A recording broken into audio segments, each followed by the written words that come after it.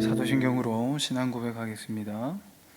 전능하사 천지를 만드신 하나님 아버지를 내가 믿사오며 그 외아들 우리 주 예수 그리스도를 믿사오니 이는 성령으로 잉태하사 동정녀 마리아에게 나시고 본디오 빌라도에게 고난을 받으사 십자가에 못 박혀 죽으시고 장사한 지 사흘 만에 죽은 자 가운데서 다시 살아나시며 하늘에 오르사 전능하신 하나님 우편에 앉아 계시다가 저리로서 산 자와 죽은 자를 심판하러 오시리라. 성령을 믿사오며 거룩한 공회와 성도가 서로 교통하는 것과 죄를 사하여 주시는 것과 몸이 다시 사는 것과 영원히 사는 것을 믿사옵나이다. 아멘. 찬송가 38장 예수 우리 왕이와 함께 찬양하겠습니다. 38장입니다.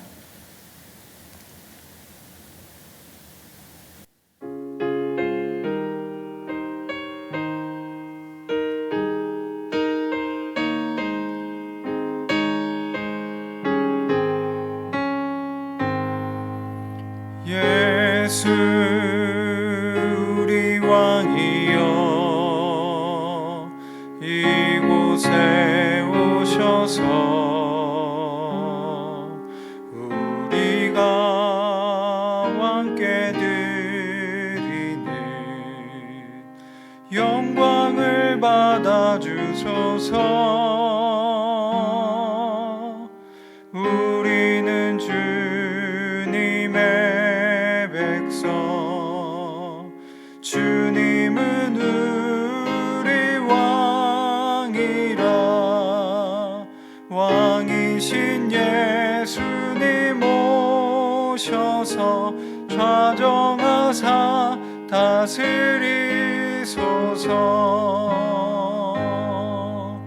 예수 우리 주시여 이곳에 오셔서 우리가 주께 드리는 찬양을 받아주소서. 우리는 주님의 종들, 주님은 우리 주시라. 주 되신 예수님 오셔서 이 찬양을 받아주소서. 아멘. 함께 보실 말씀은 사사기 21장 16절부터 25절까지입니다. 사사기 21장 16절부터 25절까지 말씀 제가 봉독하겠습니다.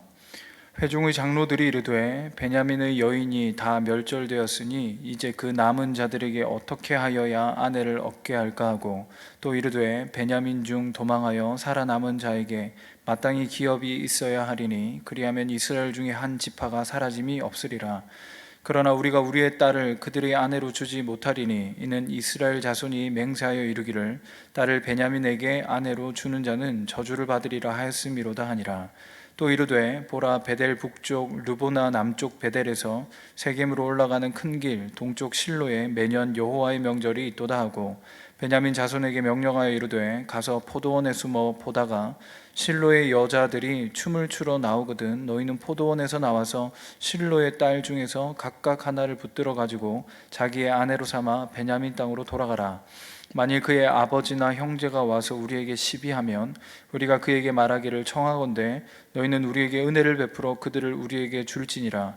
이는 우리가 전쟁할 때에 각 사람을 위하여 그의 아내를 얻어주지 못하였고 너희가 자의로 그들에게 준 것이 아니니 너희에게 죄가 없을 것임이니라 하겠노라 하매 베냐민 자손이 그같이 행하여 춤추는 여자들 중에서 자기들의 숫자대로 붙들어 아내로 삼아 자기 기업에 돌아가서 성읍들을 건축하고 거기에 거주하였더라.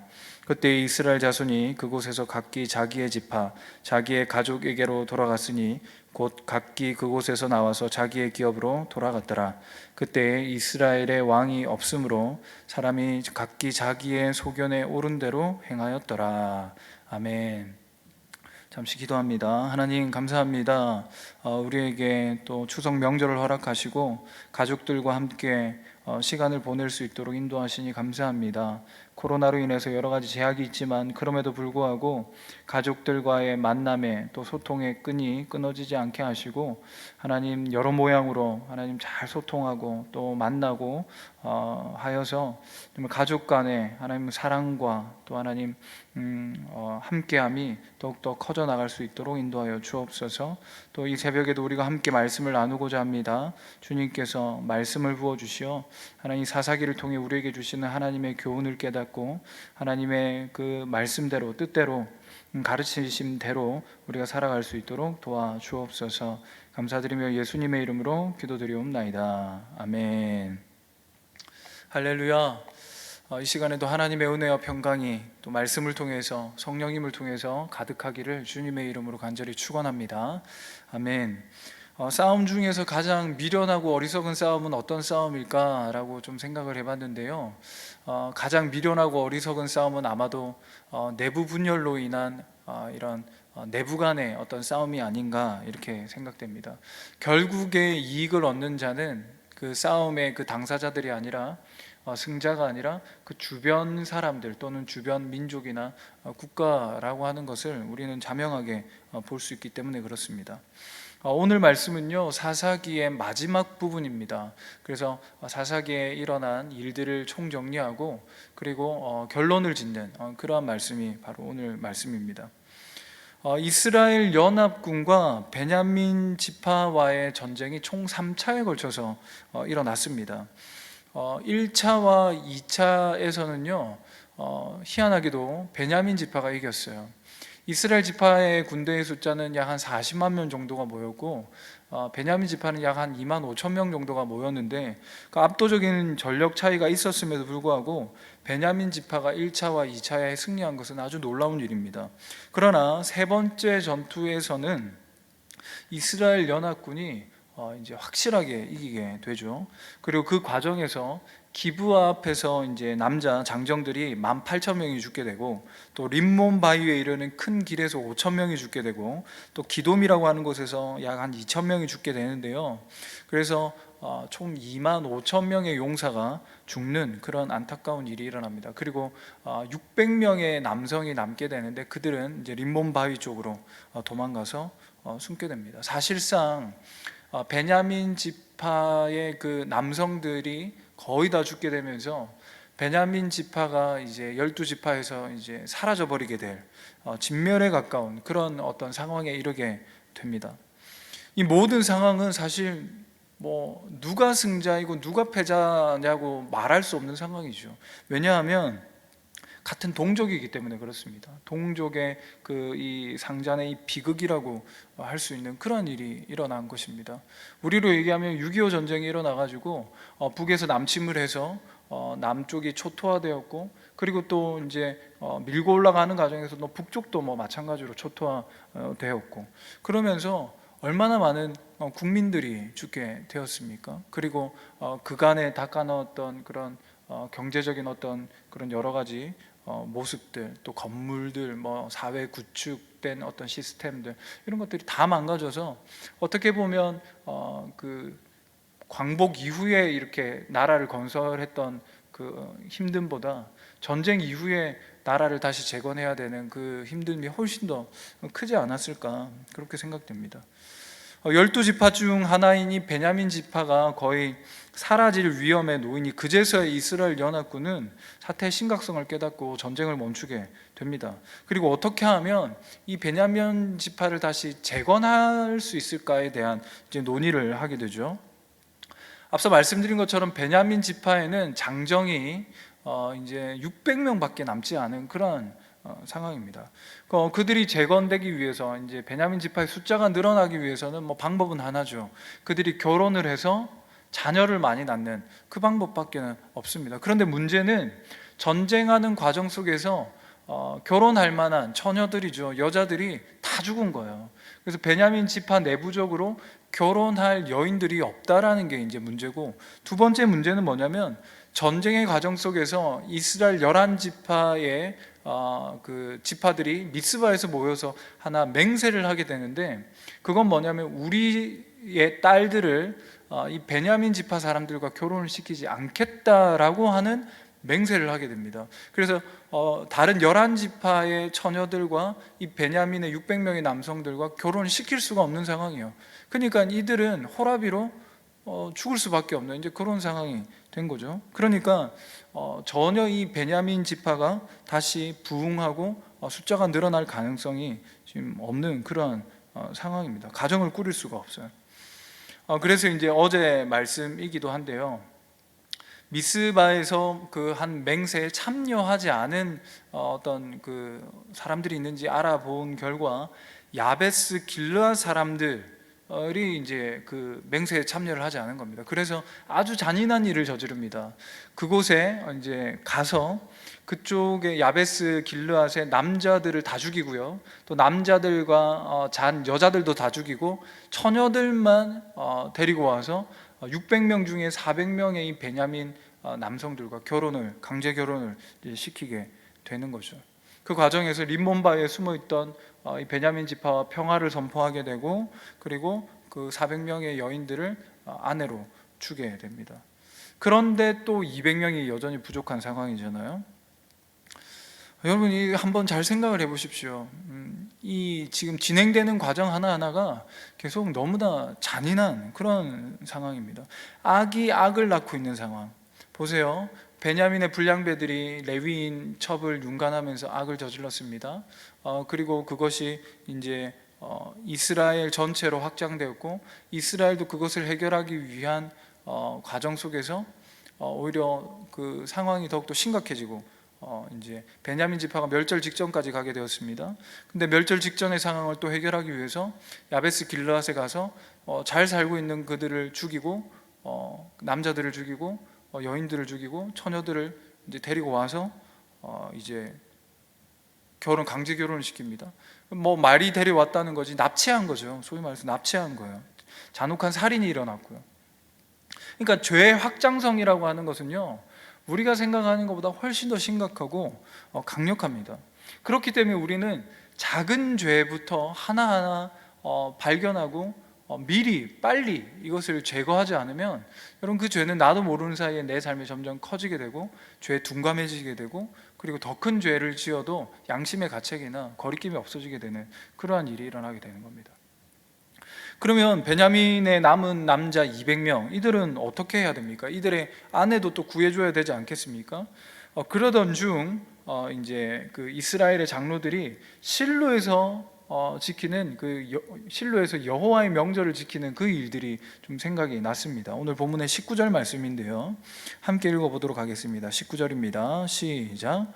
또 이르되 보라, 베델 북쪽 르보나 남쪽 베델에서 세겜으로 올라가는 큰 길 동쪽 실로에 매년 여호와의 명절이 있도다 하고. 네, 이 명절에는 어떤 풍습이 있냐면, 젊은 여인들, 이제 결혼하지 않은 여인들이죠. 이 여인들이 우리로 얘기하면 강강술래처럼 큰 원을 그리면서 서로 이렇게 뛰면서 춤을 추는 풍습이 있다라는 것을 이들이 알고 있었습니다.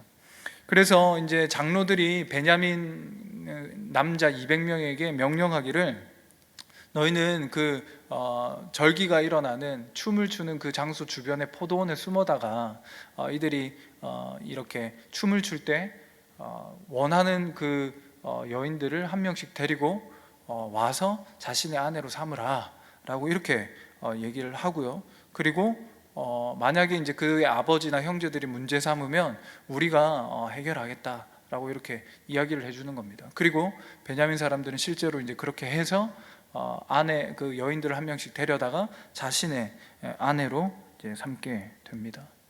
조금 괜찮은 말로는 보쌈이라고 얘기할 수 있겠지만, 앞서 말씀드린 것처럼 납치를 하는 거죠. 한번 잘 생각해 보십시오. 이들은 아무것도 모르다가 여호와의 명절이 되어서 하나님 앞에서 기뻐 뛰놀기 위해서 즐거운 마음으로 춤을 추고 있었어요. 그런데 생전 처음 보는 남자가 나를 들쳐매고 얻고 한 번도 가보지 않았던 집으로 가게 되고, 이곳에서 너는 나의 아내가 되니까 이제 평생 나랑 살아야 돼 라고 지금 얘기하는 겁니다. 얼마나 비극적인 상황입니까? 만약에 여러분들의 딸이 그렇게 납치를 되어서 살아야 된다. 근데 그걸 알고 아버지인 내가 또는 형제인 내가 다시 데려오려고 하지만 그들의 힘이 더 강하기 때문에 또 어떻게 해주지도 못하는 그런 상황. 얼마나 비극적인 상황이 연출된 것입니까? 여러분, 우리는요, 이 악이 악을 낳는 이러한 이 사사기의 루틴을 보면서요, 우리 안에, 우리 공동체 가운데, 우리 가정 가운데, 우리의 삶 가운데 이러한 악이 없는지 점검해 봐야만 합니다. 내가 가지고 있는 이 문제를 해결하기 위해 또 다른 악한 방법 또는 어리석은 방법을 사용하면서 그것이 계속 확장되고 있지는 않은가? 거짓말을 감추기 위해 더 큰 거짓말을 하고 있지는 않은가? 작은 실수를 덮기 위해 더 큰 죄악을 저지르고 있지는 않은가? 우리는 돌아보면서 우리의 삶의 기준은 언제나 하나님의 말씀임을 우리가 잘 알고 있지만 그것을 실행할 수 있는 정직을 또는 정의를 또 하나님의 지혜로운 방법을 사용할 수 있는 용기와 또 믿음이 우리 가운데 있어야 될 줄 믿습니다. 잘 생각해 보십시오. 베냐민 지파가 멸절 위기까지 초토화된 이유가 무엇입니까? 레위인의 첩을 윤관한 그 불량배들을 보호하기 위함이었지 않습니까? 그런데 잘 생각해 보시면요, 600명 이 문제를 해결하기 위해서 길르앗 야베스의 남자들을 죽입니다. 그리고 400명을 납치해요, 여자들을. 그리고 실로에 사는 처녀들 200명을 납치해요. 얼마나 잔인하고 더러운 일들이, 흉악한 일들이 계속 있습니까?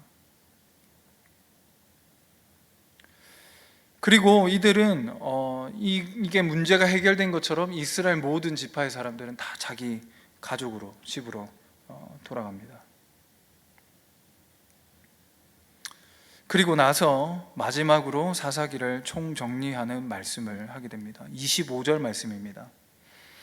함께 읽습니다. 그때에 이스라엘에 왕이 없으므로 사람이 각기 자기의 소견에 옳은 대로 행하였더라. 아멘. 반복해서 계속 나오는 말씀입니다만 사사기에서 진정으로 하고 싶은 메시지가 바로 이 25절 말씀인 것이죠. 사사기는요, 하나님을 알지 못하는 가나안 세대에 대한 이야기입니다. 광야 세대의 사람들은 하나님을 알았어요. 출애굽을 경험했고 광야에서 먹고 살리시고 인도하시는 하나님을 경험했습니다. 그러면서 하나님의 말씀대로 살기 위한 훈련을 받았고, 그리고 그것의 결과물로서 가나안 땅을 얻게 되었습니다. 약속의 땅을 얻게 되었죠. 그게 바로 여호수아서에 나와 있는 내용입니다. 그러나 여호수아를 비롯한 그 광야 세대들이 죽고 난 이후 가나안 세대의 자녀들은 어떻게 삽니까? 가나안 세대의 문화, 풍습, 가치관, 그들의 그곳에 물들어가며 동화되어가며 하나님을 떠나 하나님을 버리며 그곳에 있는 우상들을 섬기며 나아갔습니다. 하나님이 왕이 아니라 우상이 왕이 되었고, 그들은 하나님의 말씀이 아니라 그 가나안 땅이 주는 성공과 풍요와 어떤 그런 그 복, 이것이 그들의 우상이 되어 버렸던 것입니다. 여러분, 이 사사기서에 나와 있는 마지막 두 가지 사건, 그 두 가지 사건의 핵심은 뭡니까? 주인공은 소위 말해서 누군가요? 레위인입니다. 레위인. 시간의 흐름상 가장 마지막에 일어난 사건이 아니에요. 이 마지막 이 레위인의 첩 사건도 이 주석을 살펴보면 사사기 초기에 일어난 사건이라고 얘기하고 있습니다. 그리고 그 미가의 그 단 지파와의 갈등 또한 마지막에 일어난 이야기가 아니라 사사기의 중간 어떤 지점에서 일어난 일입니다. 그런데 왜 이 두 사건만을 딱 뽑아가지고 왜 사사기의 가장 마지막에 이렇게 배치를 했을까요? 그 이유는 바로 이 두 사건의 공통적인 인물인 레위인, 좀 더 나아가서는 제사장의 이 원인이 있다라는 것을 강조하기 위해서 이 사사기의 가장 끝에 배치한 것입니다. 말씀드린 것처럼 공통점은 레위인의 타락입니다. 레위인은 12지파 가운데 속하지 않고 다 흩어져서 지파마다 흩어져서 살게 되어 있습니다. 그곳에서 역할이 무엇입니까? 하나는 예배를 드리는 것, 제사를 드리는 것이고, 하나는 하나님의 율법의 말씀을 가지고 그들에게 그 심판, 정의를 행하는 것.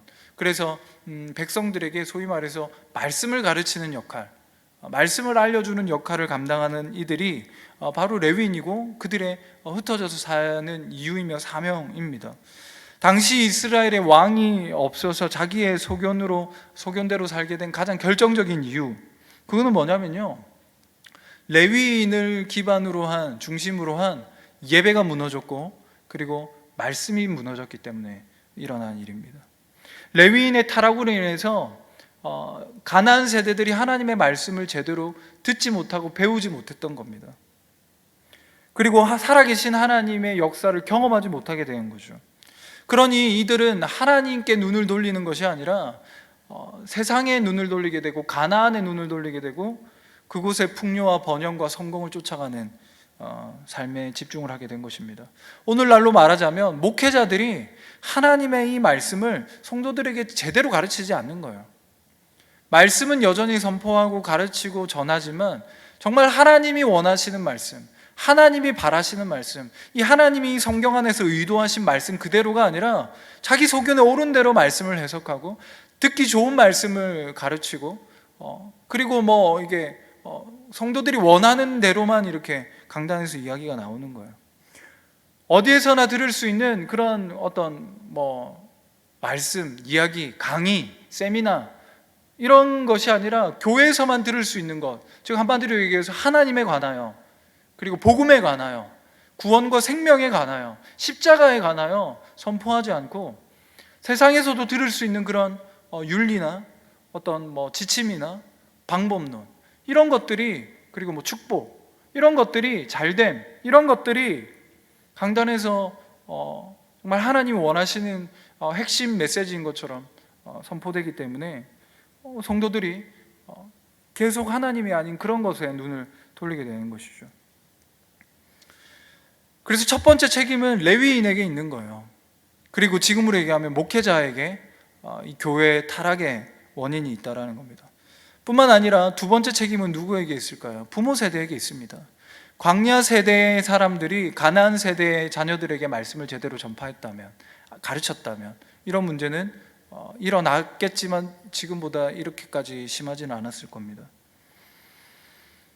제대로 하나님의 말씀을 가르치지 못했다라는 것은 그들의 삶에 기준이 없다라는 거예요. 원칙이 없다라는 거죠. 방향성이 없다라는 겁니다. 이것을 벗어나면 안 된다라는 울타리가 없다라는 뜻이에요. 그래서 코에 걸면 코걸이, 귀에 걸면 귀걸이. 자기 생각이 좋으면 그게 옳은 것, 내 생각이 나쁜 거는 잘못된 것. 그렇게 사는 인생이 된 겁니다. 자녀들을 교육하다 보면 요즘에 많이 예전부터 많이 했던 말이지만 자기주도 학습이라는 말을 참 많이 사용합니다. 좋은 말이에요. 필요한 말이고 훌륭한 말입니다. 그러나 성경적인 측면에서 좀 본다면 매우 위험하고 그런 좀 뭐라고 해야 되나요? 잘못될 가능성이 많은 방식의 교육이라고도 할 수 있습니다. 보십시오. 아이들의 머릿속에, 아이들의 마음속에, 아이들의 삶 속에 무엇이 담겨져 있습니까? 예를 들면 초등학교 아이의 그 머릿속에 어떤 지식과 내용이 담겨 있을까요? 별거 없습니다. 그런데 야, 네가 생각하기에 스스로 공부를 한번 해봐. 그렇게 해서 공부를 혼자 할 수 있는 방식을 알려준다. 그래서 스스로가 뭔가 공부하는 방법을 터득해 나간다. 그럼 그거는 될 수도 있죠. 그리고 해 나가야겠죠. 그런데 바른 방법일 확률은 되게 낮다라는 겁니다. 유대인들은 왜 어렸을 때부터 글을 알기 시작하고 말을 하기 시작하는 그때부터 모세오경을 비롯해서 성경을 암송하고 철저하게 교육을 받게 할까요? 한 4세, 5세 정도부터 시작하는 걸로 알고 있는데 왜 그렇게 할까요? 13세가 될 때까지 왜 그들은 주구장창 그들의 머릿속에 성경을 거의 우리로 얘기하면 주입식으로 정말 새길 수 있도록 그렇게 교육을 할까요? 그 이유는 그들의 심령 가운데, 그들의 생각 가운데 기준을 정해주기 위해서요. 원칙을 정해주기 위해서입니다. 어떤 삶의 테두리를 만들어주기 위해서요. 그리고 난 이후에 그것을 기반으로 해서 스스로 그 내용을 기반으로 스스로 생각해서 주도해서 교육도 하고 학습도 하고 또 어떤 선택도 하고 진로도 결정하고 여러 가지 일들을 해나가게 되어지는 겁니다. 우리에게 있어서 자녀들에게 있어서 해야 될 첫 번째는요, 말씀을 그 심령의 머릿속에 새기는 일입니다. 아무 내용이나 된다는 건 아닙니다. 하나님의 진리의 말씀, 생명의 말씀이어야만 합니다. 저도 부족하지만 계속해서 특히 이제 큰 아이에게 성경 교육을 가르침을 계속하고 있어요. 성경을 읽게 하고 또 같이 이야기를 나누기도 하고 또 주말마다 1시간씩 성경 암송을 시키고 있고요. 저도 같이 합니다만 그렇게 해 나가다 보니까 아이가 하나님의 말씀을 점점 알아가고 있다라는 느낌이 이제 들더라고요. 내년에는 이제 교리 교육을 일주일에 1시간 정도 좀 해볼 생각이고, 또 이제 쌍둥이들 같은 경우에는 이제 내년에 6살이 되는데 이제 성경 암송을 시작하려고 하고, 지금 글을 모르지만 그림 성경을 보면서 보고 있어요. 그래서 그렇게 계속해서 말씀을 새기고 가르치려고 지금 부단히 애를 쓰고 있습니다. 그럴 때에 그 하나님의 말씀을 나의 삶의 왕으로 삼고, 하나님의 말씀을 나의 삶의 어떤 통치의 기준으로 삼고, 내가 여러 선택들을 해 나가야 될 텐데 그 선택의 어떤 기준으로 삼고 방향으로 삼고 나아갈 때 우린 진정 하나님의 다스림 속에 통치하심 속에서 살아갈 수 있게 되어지는 것입니다. 말씀을 좀 정리하도록 하겠습니다. 사사기의 핵심은요, 사사들의 활약이 아닙니다.